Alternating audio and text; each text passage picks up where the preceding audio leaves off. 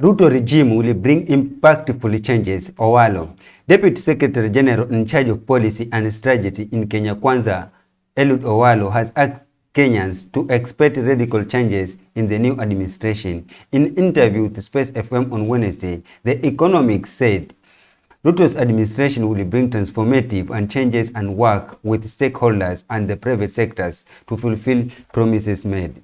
There has to be the will to implement some of the issues. There are some radical shifts from the norm, and whenever you are introducing these changes, there must be a resistance from the government itself.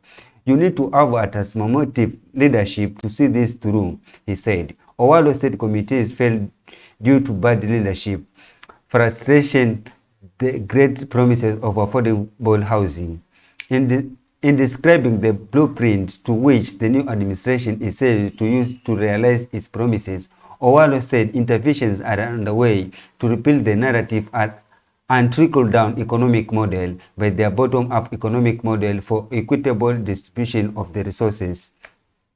Since independence, our economic agenda has been pegged on the trickle-down economic model, where it is assumed that when you have an economic growth, then there will be a trickle-down effect to lowest level through the way of development and resources to the common wananchi, he said. Owalo said the nation's wealth accumulation from the national government through the trickle-down economic model has not realized any development since the wealth accumulated is controlled by a few individuals.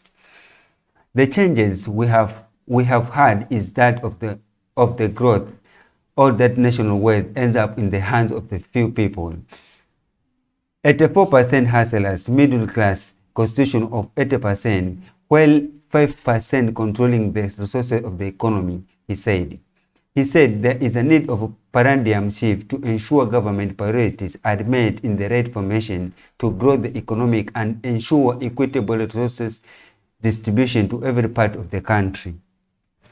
For us to grow the economy and ensure equitable growth, there is need for change in paradigm, and this is why we went for the bottom up, he said.